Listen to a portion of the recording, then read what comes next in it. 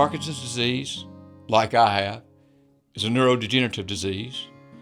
It is a movement disorder. And so as the name implies, it affects your movement or your ability to move by virtue of the fact you can't translate or produce dopamine like you should.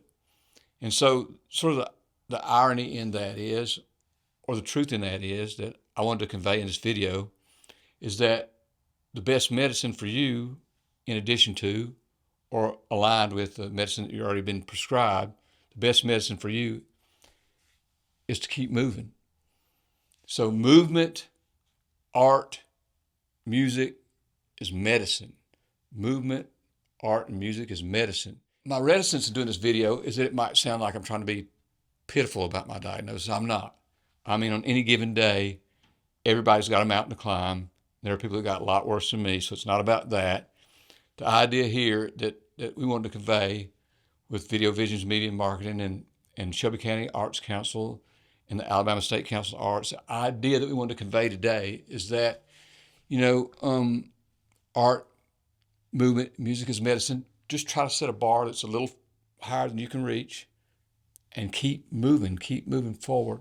So this little video is a video about a project that I set before myself, and it was to paint a mural that was a bit challenging because of the scale of it. So anyway, I hope it speaks to you, and I appreciate you spending time. And if you want to connect with me, we'll have all the links at the end to connect with me and the organizations that I support that have to do with this, and I appreciate it. God bless you in your endeavor.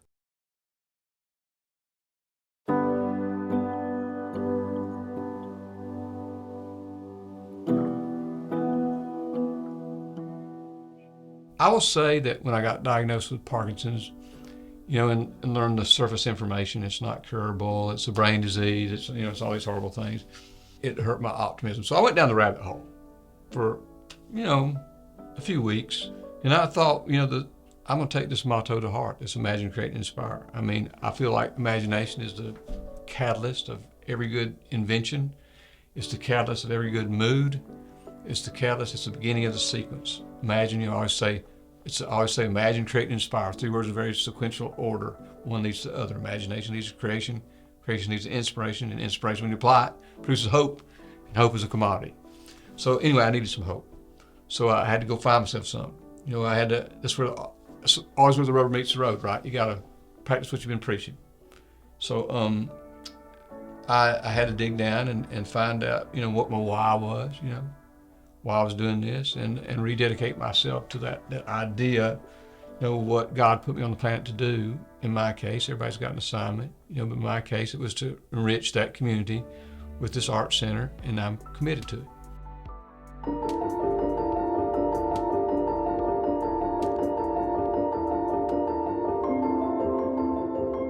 I was always that guy in high school, everybody would say, give it to Andrews, he'll draw it. He's a real good artist, that kind of thing. I was that guy. And so music became part of my life in high school. I had to find a way that some girl would possibly be interested in me. So, I learned how to sing and play the harmonica and front some bands back in that day. But anyway, throughout my life, I've always been enamored of the arts. Not particularly sophisticated about it, but enamored of it. And so it seemed to me when I went to college, the only logical thing to do was be an art major. So I did all right. Ended up getting married, fell in love in 1979 to Joy, and that's all great because we're still married. That's 45 years and counting. So that was a great thing. But as a result of getting married, I had financial responsibility. So I took a myriad of jobs over time and to exist, but always was an artist. I mean, whether I was selling insurance, which I did, or a trainer in a gym, which I did, or working in a grocery store, which I did, or managing my own business, which I did, I was always pursuing music gigs and art commissions, that kind of thing. I'm rising early, wipe the sleep from my... I've always liked the blues. I think that's where my love of music came from, so I'll credit my dad with that. He always had a record collection that had the jazz and blues, and he went to New Orleans all the time, brought that into the house. I didn't exactly know what it was, but when the music hit in the 70s, I began to realize that the music that I loved, like Wet Willie, Marshall Tucker, the Allman Brothers, Led Zeppelin, was all blues-based stuff. So I kind of went down the rabbit hole and I discovered Muddy Waters and Son House and Little Walter, a big influence on my harmonica playing, that kind of thing. So as a result of that, I always had a band. I had a band all through college. I had a band when I got married. The blues was always an influencer in that. And so over time, I met my now good friend George Dudley, who became a good pal, songwriting partner. We got involved with the Magic City Blues Society and the Shoals Blues Society, and through those organizations, they kind of sponsored us to go to a competition in Memphis called the International Blues Challenge, which we did. And we competed successfully 6 times, and twice we went to the finals. So, why should I love when I'm surrounded by hate? I'm ready to quit, Lord. I got too much on my plate. I love the blues. It influences what I do. I love that kind of music, and that's sort of behind the most successful venture that I had, which was I had the Alabama Blues Machine, which hit a little bit, and then I had Two Blue and the Lucky Stiffs, which still exists. So it's a project I'm proud of, and it's a big part of my life. And like I said earlier, or maybe throughout this video, now making music is therapy. It's medicine. So I'm not as good at it as I used to be, if I was ever good at it. But it's therapy now. It's medicine. So keep on moving, keep on playing. You don't. Our good friend Dave Goins, now he's gone. He was our percussionist. Used to say, you don't quit playing because you grow old. You grow old because you quit playing.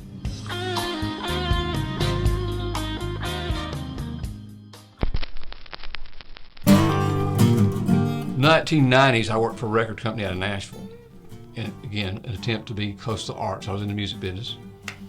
And as file sharing became avant-garde and, records and CDs went out of vogue, out of production, that job became antiquated and got sort of dissolved, that kind of thing. So I came back home. So I'm going to take a shot at just being an artist again, being a full-time artist. So I went out to some interior designers. I thought to myself, who knows clients that I don't know that buy art?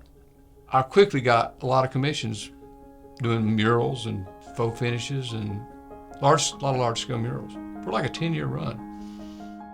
Through this act of painting murals, I got a job at this awesome plantation home, this antebellum home restoration. It belonged to the Dorrises, still does.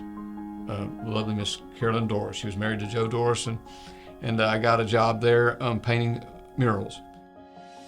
She was on the board with the Shelby County Arts Council. So anyway, I got to know this nonprofit arts organization, and I started teaching classes for them. And one thing led to another as this nonprofit arts organization matured, that Terry Sullivan founded. I found out over time that they matured into the level at which they needed an executive director. And so I applied for the position, and I got it.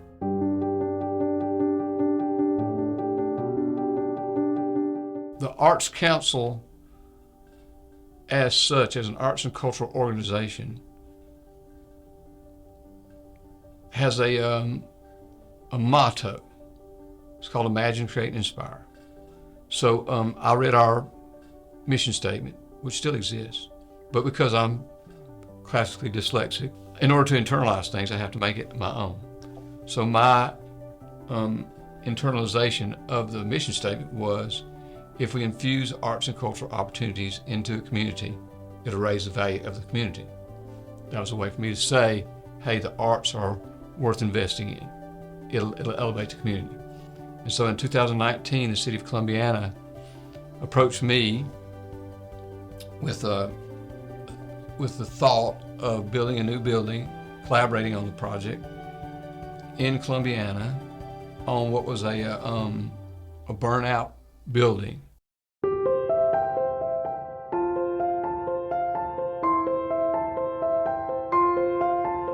The building came to fruition. As you know, if you drive into Columbiana, There's Old Mill Square. It's beautiful, and I couldn't be more proud couldn't be more proud of the city and the county for thinking progressively.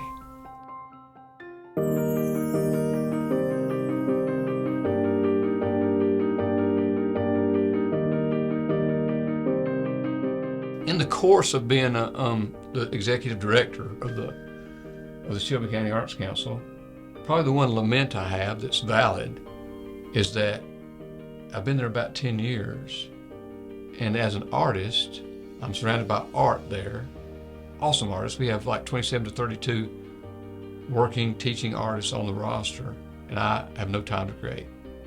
So it's been a great frustration.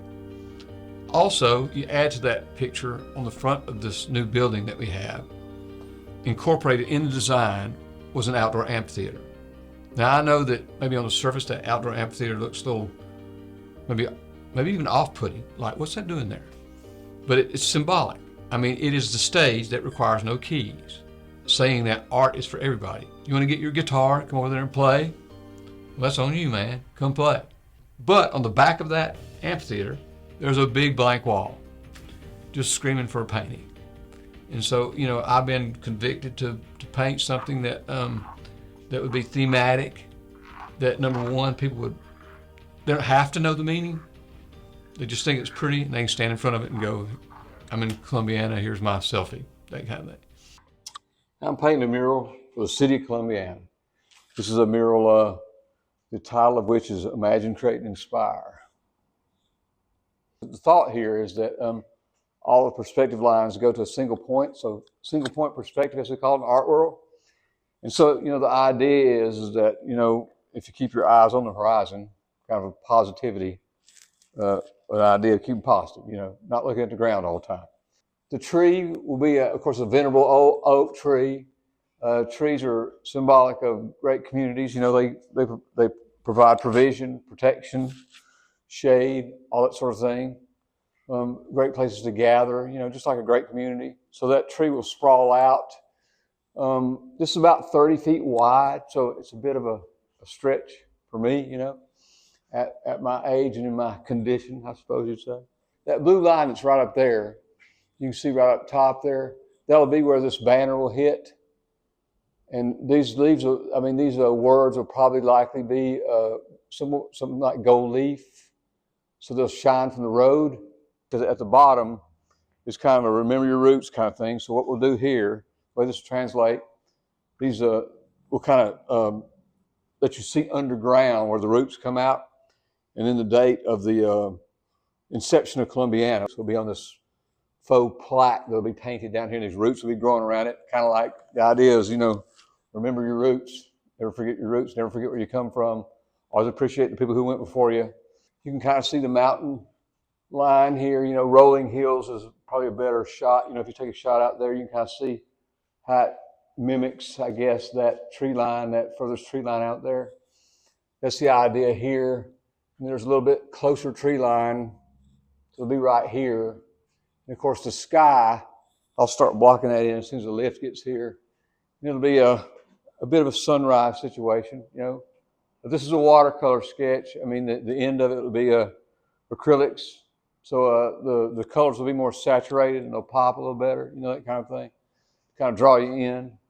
And hopefully it'll be we do shows here and music here and speaking here and that kind of thing here at Old Mill Square Park. It'll be an inviting background, that kind of thing. I want to do this on behalf of the Arts Council to, present it as a gift to the community for as long as they want to embrace it. And also, you know, with me having the diagnosis of Parkinson's disease, I want to make sure that people perhaps know that backstory, and that maybe it adds value to this, and maybe it inspires people to kind of get up, overcome, do the best you can, that kind of thing. You know, take a good shot at the day.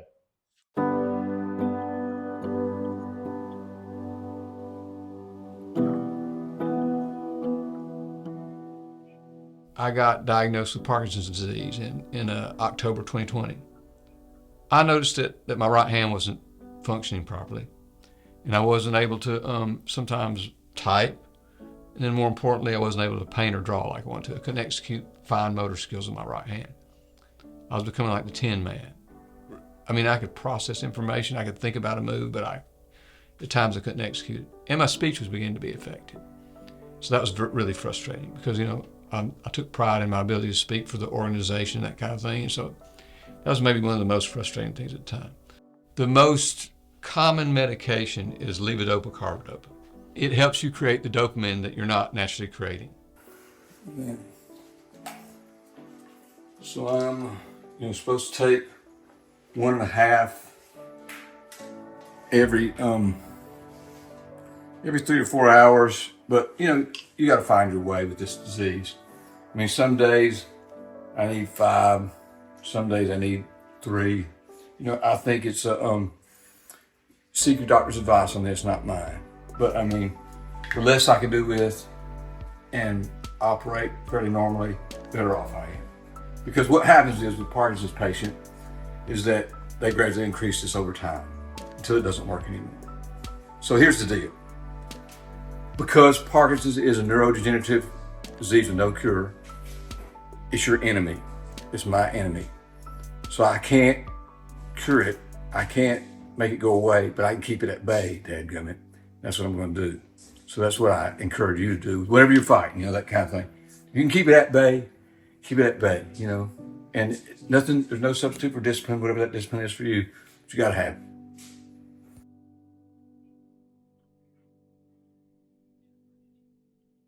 If you want to exist with this stuff, you got to really discipline your time.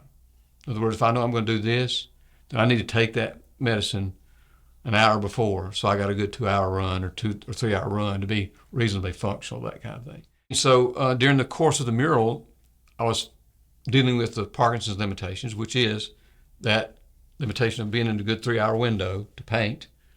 And then as the medicine would fade, I would lose the accurate use of my right hand, which I'm right-handed. Well, to complicate those matters, I started getting severe pain in my back and down my arm.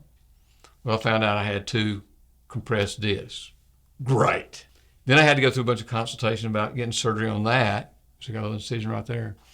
So that was a delay, a frustrating delay on the mural. I've done projects that big before. I mean, I'm no stranger to that. But it's like I've never done it where I have to schedule it in 2-hour chunks, that kind. So the weather's got to be right, the eye got to be right, But I mean, there's no pushing through it with this stuff. I mean, if the stuff ain't working, your hand ain't working, you just can't do it. I don't want to do it some days, but I know I'll get the dopamine hit. I know if I go out there and paint a section, and I get back and look at it, it'll be an awesome feeling. So it's like, you know how it goes. It's like, so do I enjoy it? In my mind, I'd rather be fishing, but yeah, I enjoy it.